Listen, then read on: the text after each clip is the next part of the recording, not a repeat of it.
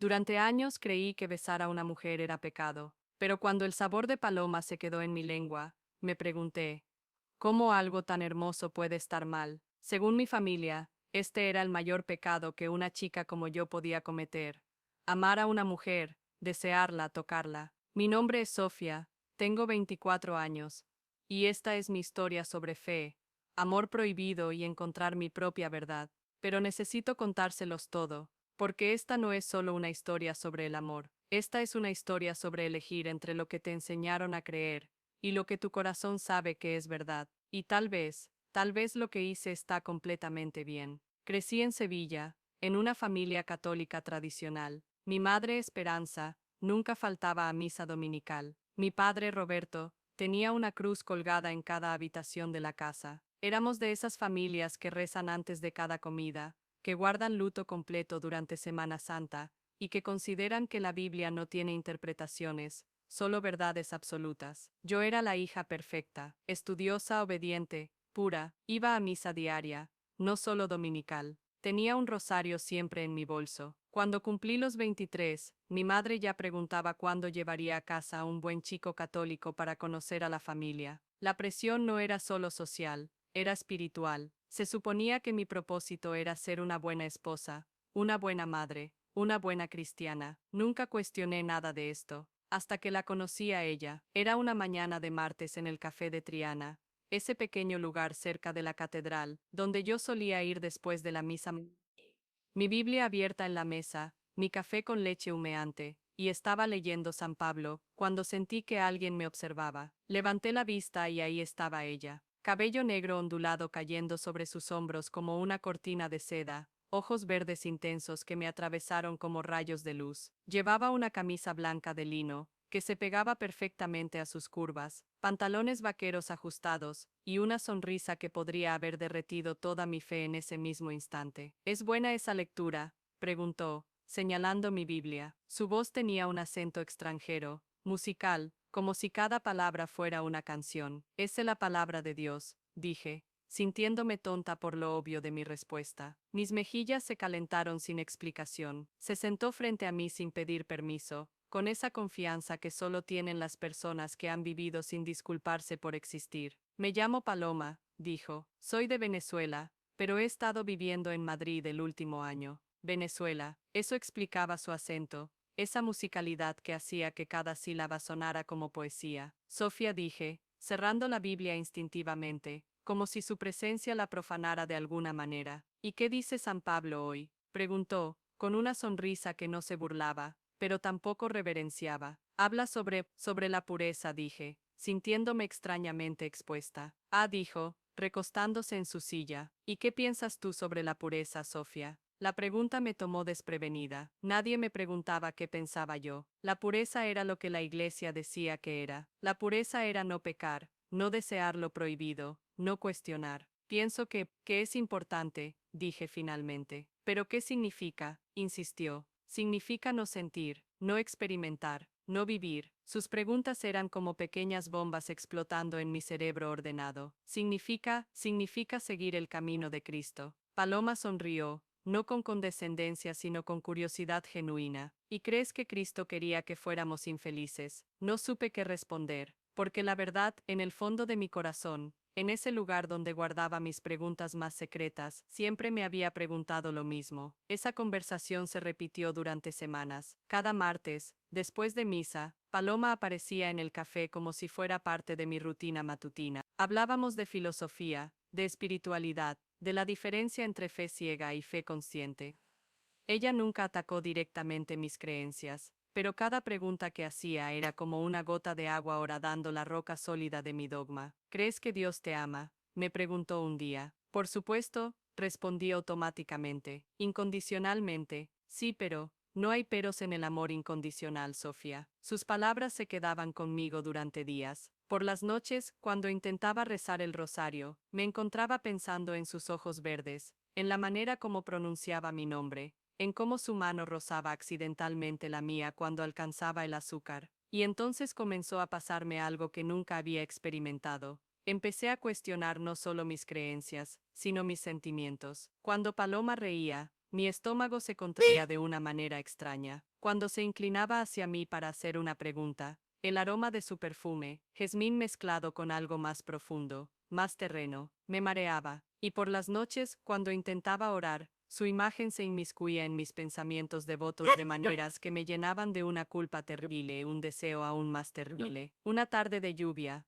ella no llegó al café. Me quedé esperando 2 horas, preocupada de una manera que no entendía. Al día siguiente tampoco apareció. El miércoles, cuando la vi caminar por la calle mojada sin paraguas, corrí hacia ella sin pensar. Paloma, ¿dónde estabas? Se volteó hacia mí, sorprendida. Su cabello estaba empapado, pegado a su rostro, y había algo vulnerable en sus ojos que nunca había visto antes. Sofía, susurró. No sabía que te preocupara. Claro que me preocupa, dije, y las palabras salieron con más intensidad de la que pretendía. Estábamos muy cerca, tanto que podía ver las gotas de lluvia en sus pestañas, contar cada una de sus pecas doradas. Sofía, dijo otra vez, pero esta vez su voz era diferente, más suave, más íntima. Hay algo que necesito decirte. Mi corazón empezó a latir tan fuerte, que pensé que se saldría de mi pecho. ¿Qué? No vengo al café por el café. Lo supe antes de que lo dijera. Lo supe en la manera como me miraba, en cómo su respiración se había vuelto irregular, en cómo el espacio entre nosotras parecía cargado de electricidad.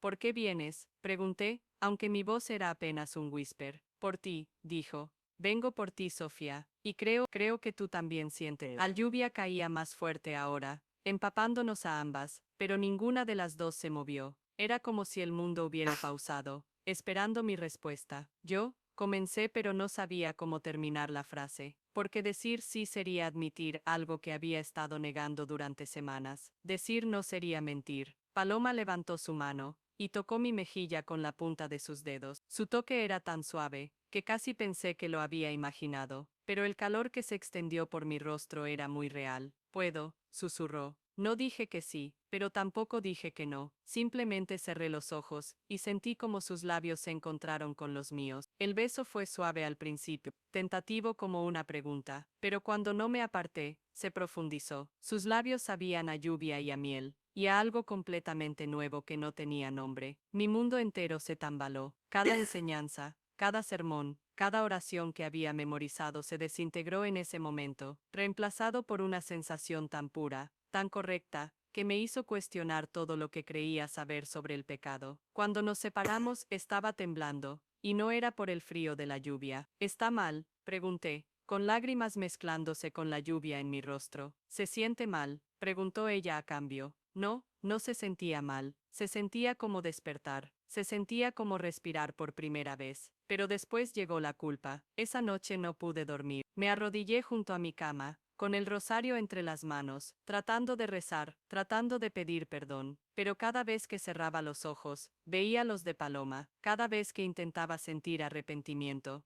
solo sentía deseo de verla otra vez. Los siguientes días fueron tortura. Iba a misa, pero las palabras del padre Miguel sonaban huecas. El amor de Dios es perfecto, decía, y yo pensaba, entonces, ¿por qué se siente como pecado amar de verdad? Cuando hablaba de los pecados de la carne, sus ojos parecían buscar los míos en la congregación, como si supiera. Una semana después, Paloma apareció en mi puerta. Mi madre estaba en el mercado, mi padre trabajando. Estábamos solas. No puedo dejar de pensar en ti, dijo sin preámbulos. Llevaba un vestido amarillo que hacía que sus ojos se vieran más verdes, y sé que tú tampoco puedes dejar de pensar en mí. Tenía razón, no había pensado en otra cosa durante una semana entera. Paloma, yo, no puedo, dije, pero incluso mientras decía las palabras, mi cuerpo se inclinaba hacia ella. ¿No puedes qué? ¿Sentir? ¿Amar? ¿Ser feliz? No puedo pecar, susurré. Se acercó a mí, tomó mis manos entre las suyas. Sofía, mírame, ¿de verdad crees que esto es pecado? La miré, a sus ojos honestos, a su sonrisa genuina, a la manera como me miraba como si fuera algo precioso y valioso. Y por primera vez en mi vida, me permití cuestionar si las reglas que había seguido ciegamente realmente venían de Dios o de los hombres que interpretaban su palabra. No lo sé, admití finalmente. Ya no sé nada, Entonces descubrámoslo juntas, dijo, y me besó otra vez. Esta vez no me resistí. Esta vez puse mis brazos alrededor de su cuello, y me permití sentir todo lo que había estado reprimiendo. Era como si hubiera estado conteniendo la respiración durante 24 años, y finalmente pudiera exhalar. Durante los siguientes meses, vivíamos una doble vida. En público, yo seguía siendo la Sofía devota, la que nunca faltaba a misa, la que ayudaba con los eventos de la parroquia, pero en privado cuando podíamos escaparnos, explorábamos un mundo completamente nuevo. Paloma me enseñó que espiritualidad no significaba necesariamente religión organizada. Me mostró maneras de encontrar lo sagrado en la naturaleza, en el arte, en la conexión genuina entre dos almas. Dios es amor, me decía, y esto es amor, Sofía. ¿Cómo puede el amor verdadero ser pecado? Comencé a leer sobre teología progresiva, sobre diferentes interpretaciones de la Biblia, sobre la historia de la Iglesia, y cómo muchas de sus reglas habían sido creadas por contextos históricos específicos, no por mandatos divinos eternos. Descubrí que había muchos cristianos que creían que el amor, todo amor genuino, era sagrado, pero mi familia no pensaba así. Padre Miguel había comenzado a hacer preguntas sutiles sobre mi nueva amistad.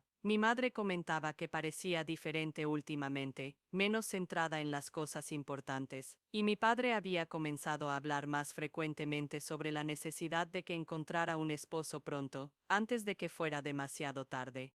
La tensión en casa se volvía cada vez más palpable. Durante las cenas familiares, cuando hablaban sobre los problemas morales del mundo moderno, yo me quedaba callada, sintiendo como si cada palabra fuera dirigida hacia mí. Cuando Padre Miguel visitaba para cenar los domingos, me miraba con una intensidad que me hacía sentir expuesta, como si pudiera ver directamente a través de mis mentiras. El punto de quiebre llegó en enero, durante la fiesta de San Sebastián. Toda la familia extendida se había reunido en nuestra casa, tías, tíos, primos, abuelos. Era el tipo de reunión donde se esperaba que yo anunciara un compromiso, donde las mujeres mayores me jalaban a un lado para preguntarme sobre prospectos matrimoniales. Yo estaba en la cocina, tratando de escapar de las preguntas constantes sobre mi vida amorosa, cuando mi prima Carmen entró. Carmen era 3 años mayor que yo, ya casada, con 2 hijos pequeños. Siempre había sido como una hermana mayor. Sofía, dijo, cerrando la puerta detrás de ella, necesitamos hablar. El tono de su voz me hizo saber inmediatamente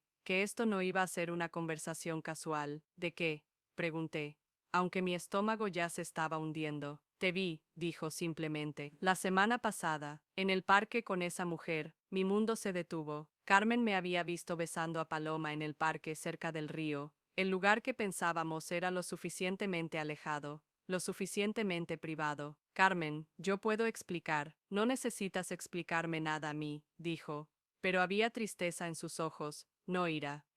Pero Sofía, la familia va a enterarse, y cuando eso pase, no terminó la oración, no necesitaba hacerlo. Ambas sabíamos qué pasaría. ¿Qué voy a hacer?, susurré, sintiendo como las lágrimas comenzaban a formarse. Carmen se acercó y me abrazó. No lo sé, prima, pero cualquier cosa que decidas, asegúrate de que sea tu decisión, no la del miedo. Esa noche, después de que todos se fueron, me senté en mi cuarto tratando de decidir qué hacer. Podía terminar las cosas con Paloma, fingir que nunca había pasado nada, casarme con algún hombre bueno y católico, y vivir la vida que todos esperaban de mí. Sería fácil, familiar, aceptado. O podía seguir mi corazón, arriesgar todo lo que conocía, y encontrar mi propia versión de la verdad. La decisión se tomó por mí 2 días después. Estaba en mi cuarto, leyendo, cuando escuché voces elevadas en la planta baja. Reconocí la voz de mi padre, de mi madre, de Padre Miguel. Hablaban sobre mí. Hay rumores, estaba diciendo Padre Miguel, rumores muy preocupantes sobre su hija. ¿Qué tipo de rumores?, preguntó mi madre, aunque su voz ya sonaba como si temiera la respuesta. Sobre su asociación con ciertas personas, personas que no comparten nuestros valores. Mi padre preguntó directamente, ¿está hablando de esa venezolana, Paloma? Hubo un silencio largo, y luego Padre Miguel dijo, creo que sería mejor que hablaran con Sofía directamente, pero les sugiero que actúen rápido, antes de que esto vaya más lejos. Sabía que había llegado el momento, no podía seguir viviendo en el medio, no podía seguir mintiendo, no podía seguir fingiendo ser alguien que ya no era. Esa noche, durante la cena, mi madre finalmente hizo la pregunta que había estado evitando durante meses. Sofía, dijo, sin tocar su comida, ¿hay algo que necesites contarnos sobre tu amistad con esa mujer venezolana? El silencio que siguió fue tan espeso que se podía cortar con cuchillo. Mi padre dejó de masticar. Mi madre me miraba con una mezcla de esperanza y terror, como si quisiera que dijera que todo era un malentendido. Podía mentir, podía decir que solo éramos amigas, que la gente estaba chismoseando sin razón, que nunca había pasado nada inapropiado. En cambio dije la verdad. Sí, dije, mi voz más firme de lo que esperaba. Hay algo que contarles. Estoy enamorada de Paloma. La reacción fue exactamente lo que esperaba, y peor de lo que había temido. Mi madre comenzó a llorar inmediatamente. Mi padre se quedó en shock por unos segundos. Luego comenzó a gritar, no sobre amor o perdón o compasión, sino sobre vergüenza, sobre pecado, sobre lo que diría la congregación. Es una abominación, gritaba. Es exactamente lo que dice la Biblia. ¿Qué dice la Biblia sobre el amor?, le pregunté, sorprendiéndome a mí misma con mi valentía. ¿Qué dice sobre juzgar? No me cites la escritura para justificar tu perversión, rugió. Mi madre entre sollozos, susurró, ¿dónde nos equivocamos? ¿Qué hicimos mal? Esas palabras me dolieron más que los gritos de mi padre, porque entendí que no se trataba solo de mí, se trataba de su fe, de su reputación, de todo lo que pensaban que sabían sobre criar a una hija correctamente. No hicieron nada mal, dije suavemente. Me criaron para amar a Dios, para ser honesta, para seguir mi conciencia. Eso es exactamente lo que estoy haciendo. Tu conciencia está corrompida, gritó mi padre.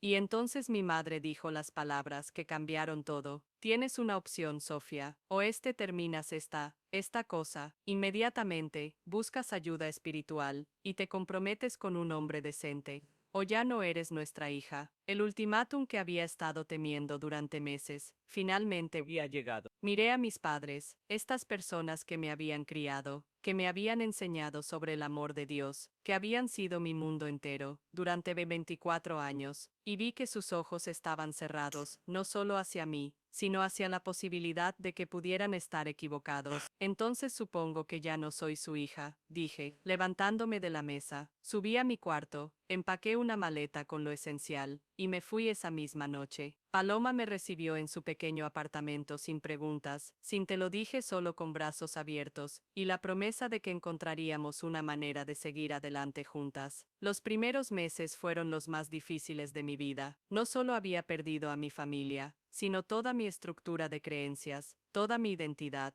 ¿Quién era yo sin mi fe familiar? ¿Quién era yo sin las reglas que había seguido durante toda mi vida? Pero lentamente, con la paciencia de Paloma y mucha introspección, comencé a construir mi propia espiritualidad. Encontré una comunidad cristiana progresiva, que celebraba el amor en todas sus formas. Descubrí que podía mantener mi relación con Dios, mientras rechazaba las interpretaciones humanas, que se utilizaban para dividir en lugar de unir. No fue fácil. Hubo días en los que quería llamar a mi madre, días en los que me cuestionaba si había tomado la decisión correcta, pero cada vez que veía a Paloma sonreír, cada vez que sentía la paz que venía de vivir auténticamente, sabía que había elegido bien. 6 meses después de irme de casa, recibí una llamada inesperada. Era Carmen. Tu madre está enferma, me dijo sin preámbulos. Cáncer. Y Sofía, pregunta por ti todos los días. El perdón, descubrí, no es un evento único, sino un proceso continuo. Fui a ver a mi madre, no porque esperara que hubiera cambiado de opinión, sino porque el amor, el verdadero amor, no se detiene porque alguien no pueda aceptarlo completamente. Mi madre estaba frágil, mucho más pequeña de lo que la recordaba. Cuando entré a su habitación del hospital, sus ojos se llenaron de lágrimas. Sofía, susurró, mi niña. Hola mami, dije, tomando su mano. ¿Eres feliz?, me preguntó después de unos minutos de silencio. La pregunta me tomó por sorpresa. Durante toda la crisis, nadie había preguntado sobre mi felicidad. Sí, dije honestamente, soy feliz. Asintió lentamente. Todavía no entiendo, dijo. Pero si eres feliz, si estás bien, tal vez eso sea suficiente por ahora. No fue una reconciliación completa. Mi padre tardó mucho más en suavizarse. Algunos miembros de la familia nunca me aceptaron completamente, pero fue un comienzo. Paloma y yo llevamos 3 años juntas ahora. No hemos nos casado oficialmente. Las leyes en España lo permiten, pero decidimos esperar hasta que más de nuestras familias puedan celebrar con nosotras. Pero en todos los sentidos que importan, somos una familia. Todavía voy a la iglesia, solo que a una diferente, una que predica que Dios es amor, no miedo, una que celebra la diversidad como reflejo de la creatividad divina, una que me recuerda que la espiritualidad genuina se trata de conexión, compasión y autenticidad, no de conformidad ciega. Y cuando leo la Biblia ahora, veo cosas diferentes. Veo a Jesús defendiendo a los marginados. Veo mandamientos sobre amar a tu prójimo como a ti mismo. Veo promesas sobre la verdad que libera. ¿Era pecado besarla? No. ¿Era sagrado? ¿Era pecado amarla? No. ¿Era divino? ¿Era pecado elegir la autenticidad sobre la aprobación? No. Era valiente. Al final aprendí que la fe verdadera no se trata de seguir reglas hechas por hombres, sino de escuchar la voz de Dios en tu corazón. Y mi corazón me decía, me sigue diciendo, que el amor nunca puede ser pecado. Cada mañana, cuando despierto junto a Paloma, cuando veo el sol entrando por nuestra ventana, cuando siento gratitud por la vida que hemos construido juntas, sé que estoy viviendo en gracia, no a pesar de mi amor por ella, sino precisamente debido a él, porque al final Dios es amor, y esto es amor en su forma más pura. ¿Ustedes qué piensan? ¿Puede el amor verdadero ser realmente pecado? Déjenme sus comentarios, y si son nuevos aquí, no olviden suscribirse.